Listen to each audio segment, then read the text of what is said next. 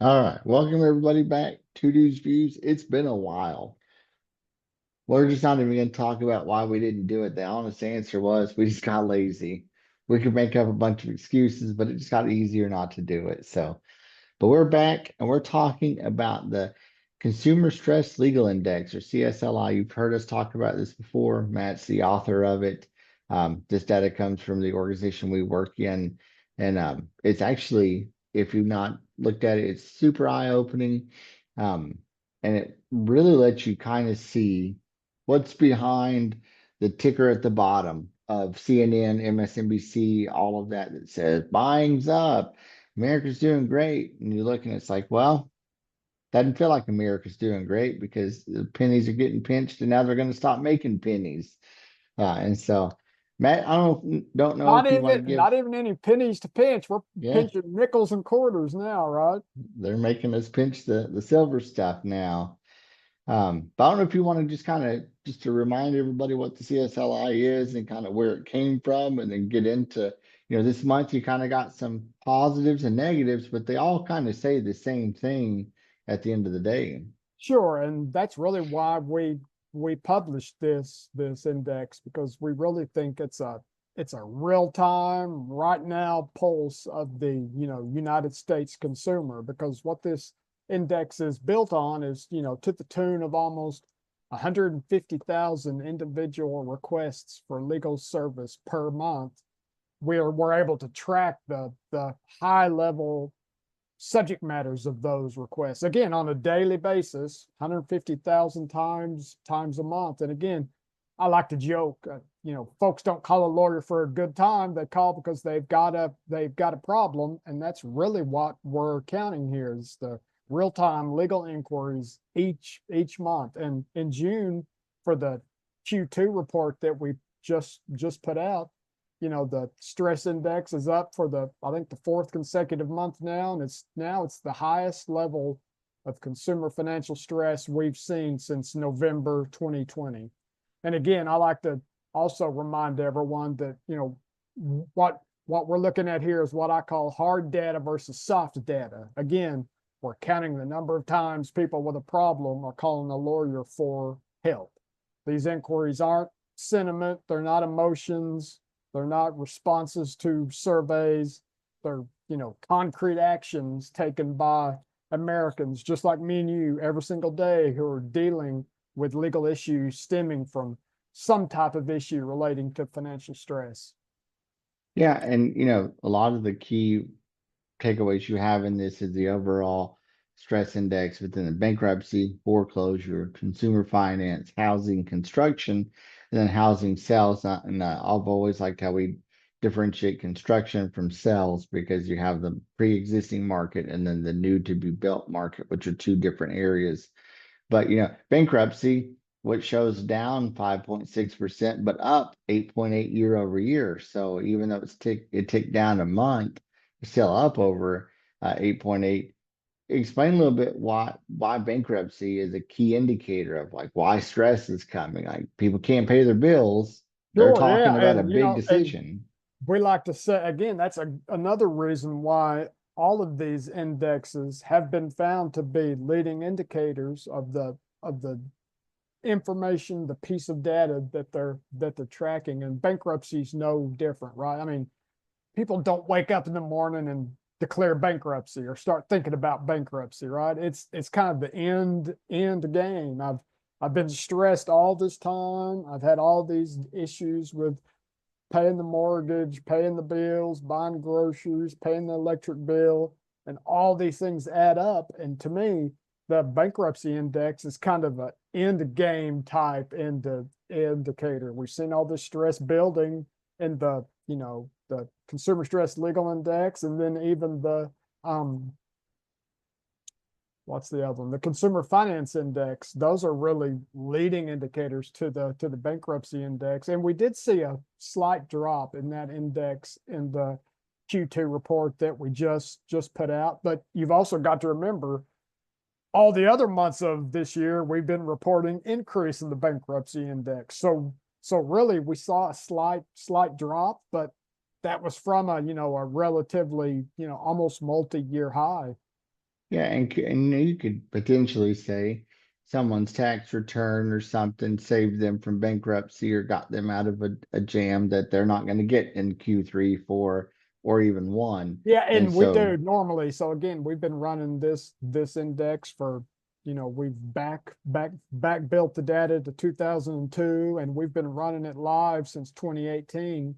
And historically, we do see a drop in the bankruptcy index starting February, March, and kind of running through this May, June period. So we do, even though we've seen a month or two now of slightly, improvements in the bankruptcy index, we believe that, tax return Q2 low that we normally see, we believe that's about over. And all the data I'm looking at suggests that that index is going to continue to stay elevated and even rise. yeah, I'm going to kind of leapfrog one of them, which is consumer finance, which we'll end on. But, also foreclosure is up. Housing construction and housing sale was down. Talk Hey, a little hold bit on. about. Are you completely skipping the foreclosure? No, I was about to talk about foreclosure Oh, in go both ahead. housing and construction and sales, but with foreclosure comes a whole nother bit of legal issue because like you get foreclosed on, but you still owe, and that's a whole legal issue. But talk about like why foreclosure. Bankruptcy is the end game.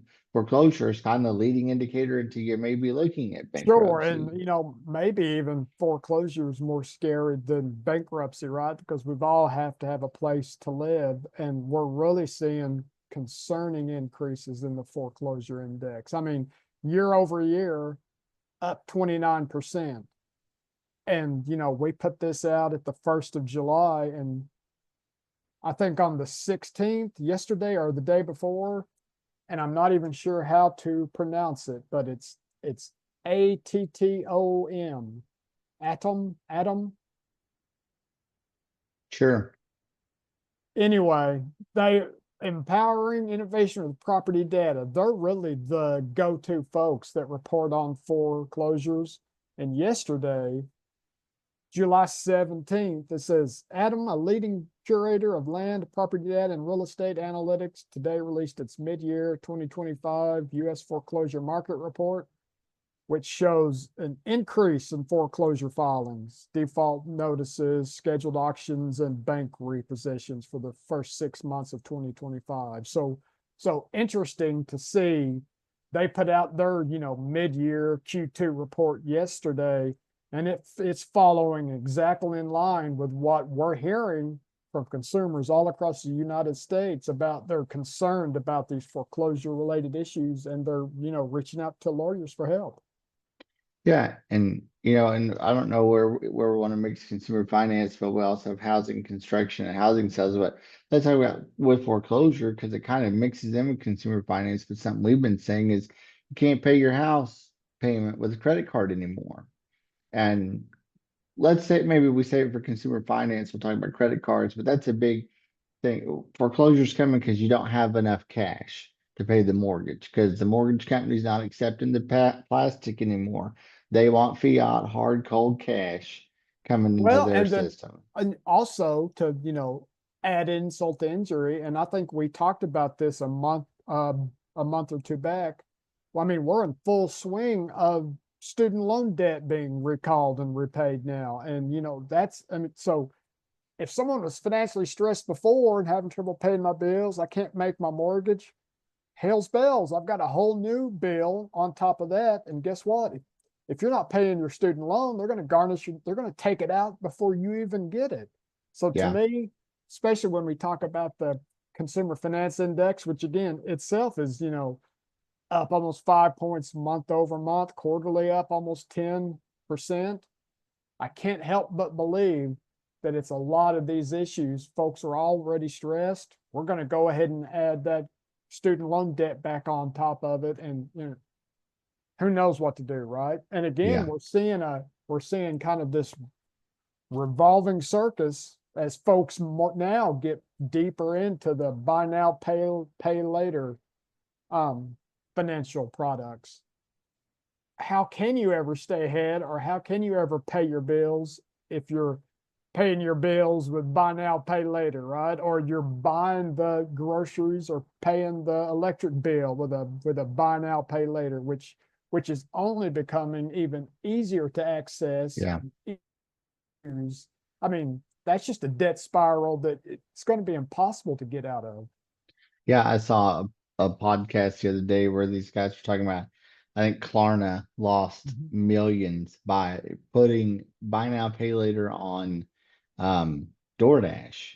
It's like Yeah, that's what if you're DoorDashing and Klarna a $13 burrito, that's consumer exact. finance is a problem. I read a story about some cat that was doing bean burritos at Taco Bell. I was like, I mean, it's funny, but that's a problem. If someone Yeah. even thinks that that's a way to pay for their DoorDash order, or that's a problem. Don't go to Taco Bell and buy now, pay later. I But mean, I mean, potentially you're going to be paying later, but not maybe not financially. let's go ahead and stay in consumer finance because this is something me and you before we started got to talking about is like we see the big news outlets saying buying is strong. We see this administration saying buying is strong. The American people are out buying. No one needs to be afraid. But the reality is, and you say, yeah, in an article you wrote on the Layton Lens, or sorry, yeah, on Layton Lens, you talk about a consumer in the consumer finance index part, you say that legal shut inquiries track closely with the Federal Reserve data, so highlighting auto loan delinquencies reaching a decade high. So you're talking about this isn't just houses, this just isn't student loan. Car loans are also strapping people because it's all finance and all fake money. No one has the cash Yeah, to no, pay hey, it's anybody. and we think about this a lot here, and I've been thinking about it and writing about it because there is a apparent discrepancy, right, between consumer spending is strong, consumer spending stays up, and then we're reporting that, consumer financial stress is rising, no one has any money, they can't pay their bills. And I don't necessarily think that those are contradictory. To me, that's a warning sign, right? Because again, when we talk about consumer spending, no one then follows up and says, how much of that spending is debt fueled, right? How much Yeah. of that is putting it on the credit? Absolutely, folks are spending, but I think Americans aren't necessarily spending more because they're financially comfortable, right? They're spending more because they can't afford not to, right? Yeah. Electric bills up, the grocery bills are up. I've got a car payment, I've got a mortgage payment. These things aren't easy. So, okay, just spend less. It's not easy to get out of a car note. It's not easy to get out of your mortgage payment. How much can you cut back on groceries, right? How hot does it have to be in the house? I mean, how far to the AC can I turn it? Yeah. Right? So it's like, Yeah, yes, utility companies telling you set at yeah, 78, but consumer their spending office is at strong, but 65. how much of that is debt spending? And I don't even have it, but folks are on the hamster wheel, and you just can't jump off mid turn. Hey, and we talked about this in our Doge article, and we got some heat for this. We got some heat for that episode, but we actually mentioned this. The drawback to the Doge cuts could be this. You're cutting out aid that's going to jack consumer finance stress up because consumers can't pay for things you were giving someone $250 in groceries. Now she or he's got to put that on a credit card. I mean, I think that's what we're seeing. It Aid was is. cut, and now, yeah, buying's up because it's all on credit. No one has the cash. They didn't have the cash. That's why they were getting the help. And so, me and you talked about that. If people would have watched the episode and actually heard it and not go straight to thinking we were supporting Trump and Elon, they would have heard the duality of consumer stress is going to go up because when aid's cut, we warned about this. People are going to have to go to credit because they Yeah, can't and then already hey, afford it. and there's plenty of folks out there that just crazy with their spending. They're not financially smart, they're wasting money, but there's also a lot of people out there that aren't, and they're still having trouble making ends meet, right? And then as prices have continued to rise on basically everything, uh, there's nowhere left to cut, right? I mean, Yeah. and you've got to eat, and probably got to have the lights on. You got to have a car to get to work. You've got to Yeah. have a house. What is it? Is it Darnell South, a friend of ours, used to say there used to be more month at the end of the paycheck than there was paycheck at the end of the month. There you And go. I think There's people, more month at the end of the money. yeah, like I think people are feeling that. And they are. They're turning towards credit cards. And I think you're right. I don't think those two indexes are contradictory. Hey, you know what? And absolutely, it's nice to have credit and it's nice to be able to turn to those financial instruments when you need them, but it can't be constant, right? And you can't do it every single month because when do you ever start paying off the balance? Never. You just keep adding to it, Yeah. which again, we're kind of going way down a rabbit hole here, but I think there's lots of reasons why we're seeing the consumer legal stress index creep up, and a lot of these sub indices that underlie it, they're also continuing to creep up, and a lot of it's just the exact things we're talking about here. It's just consumer financial debt. It's hard to make ends meet. Things cost more than the money I've got, but you've got to go on living. How do you make the ends meet every single month when there's not money to do it? Right. And let's be honest, the things we know that you have to have cash for are your house payment, your student loan payments, and you got to have cash for what else? That's about it. I mean, and so those two you highlight already. Bankruptcy, foreclosure, and student loan. You talked about student loan. Those take cash. When those two take your all of your cash, you got to turn to credit. So it's not that the American people are choosing to, is that they have to because of the economy. And speaking of that, let's talk about one aspect of the American dream is owning a home is becoming more of the American fallacy of like you can't own a home, you can't build one, you can't own it. Land, we were talking about it last week. Land is around us is astronomically high. But you have in here the housing construction index uh, is up, housing sell. The both of them went down this last quarter, but are still up over last 8 years for construction, over last 14 years. So those predate COVID. Uh, did I say that wrong? Yeah, you did, but that's all right. So first, let's talk about the housing construction index. Lowest So reading, sorry, lowest level yeah, and lowest reading. housing construction index tracks the housing starts, right? Housing permits, right? How many brand new houses are builders building? And we've seen that on kind of a down trajectory ever since we began raising the interest rates, right? Whenever we went from historically low, all-time low, zero almost interest rates. So we began raising the interest rates to combat the large inflation that we saw, and we began to see that housing construction index come down. But it's honestly continued to come down and hasn't stopped at the end of June in our Q2 report. Housing construction index has now fallen to its lowest level in more than 8 years, right? So Yeah, that's what I meant to say. yeah, it's I knew what you were trying to say. So again, and this is a cycle or it's a circle all the way back up to our consumer stress legal index. If builders know that folks are having trouble with foreclosures are increasing, people are having trouble, consumer debt delinquencies are, at near all-time highs. How can I afford to build a block of brand new houses if I'm a builder, if I'm concerned that there's no one out there that can buy it, right? So Yeah. we're continuing to see that construction index and activity come down, not even to mention all of the new tariffs that were been putting into place. Just we can talk about Canada and lumber, Mexico and drywall and sheetrock, right? Two of the major products you need to build a house. We're seeing 10, 15, 20% tariffs on those, which directly go to the cost and price of a brand new house. Yeah, I saw this video the other day that said that Amazon is about to start putting an icon on every product that shows exactly how much that product increased due to the tariff, but on the country in which it was made, produced, and or sold from. And so they're going to be honest with the American people, like we don't want to sell it for $35. It would have sold for 28, but it's up $7 because of these tariffs. And so that's an interesting concept. And I want to piggyback off your comment of like builders used to buy 10 acres of land and build developments and then sell the houses.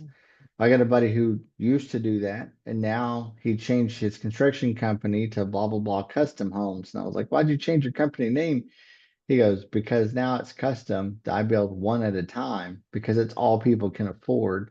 And I can't afford to keep a staff around of framers, roofers, and everyone else. He's like, so I'm legitimately moving from house to house. He's like, you'd be shocked how many times we'll get halfway through, financing dries up because they either lost their job or they went and were stupid, bought another car or something. And it's like the people don't realize that the banks only will lend so much. And comment to this, because you were doing this back, in the 08, 2010 collapse kind of stuff. You're talking about banks are starting to get nervous. And when bankers get nervous, the American people should be nervous. And Yep, that's so, true. And I bet he's probably building those custom homes with, what, 25, 50% upfront payment, right? I've got oh, a yeah. contractor out working on a house now, and he wouldn't even put me on his schedule to start until I paid half of the bid. Yep. Yeah, when Wes and I got our house remodeled, we knew the guy personally, have grown up around him, but he said, hey guys, I've got to have this much up front so I can buy supplies. And I need it now because if you wait a month or two, I can't guarantee you that bid amount because things are changing so quick that we'll Yep. be 20, 30% above what I said you were a month or two ago. Yep. And hey, at the end of the day, builders are smart and they're feeling the same activity that we're talking about and seeing here in the data. And they're not going to keep building houses if they don't believe that there's a market for the purchase, right? But then we can go to the housing sales index, which is leading indicator for existing home sales, right? So again, these aren't brand new construction. These are existing homes that are on the market being sold. And that index, again, at the end of June, it's at its lowest reading in over 14 years. So kind of Yeah. all the way back to the 2010 after the, '08 financial crisis. So again, same reasons. Consumer financial stress is up. Folks are having trouble with foreclosures. They can't pay for the house they've got. How the heck are they going to buy a new one, right? Yeah. And I know we're getting kind of close to time, but let's talk about the fact that you're starting to see things now that COVID is no longer the issue. You're starting to see numbers go into 2008, 2010, the big recession then. What are some of your comments around like, yeah, the pandemic affected us, but we're starting to see an American economy from 2008 to 2012 that was just atrocious and rates were high, people couldn't pay stuff. Do you think we're returning back to those days, or do you think that the signs are there that we could if things don't change quickly? Yeah, hey, it's certainly going to be interesting, and it's a good point you brought up about all these impacts during COVID. The one big difference between then and now is that the government stepped in and bailed everyone out, right? We had rent moratoriums. You couldn't foreclose on people's houses. Student loans, just stop paying them. You don't have to. We helicoptered money out to everyone. So while it was absolutely a trying time for businesses and individuals getting laid off, there was a lot of help, right? And there was a lot of stopgap measures put in place. We're kind of moving back into some of those stressful, financial times now.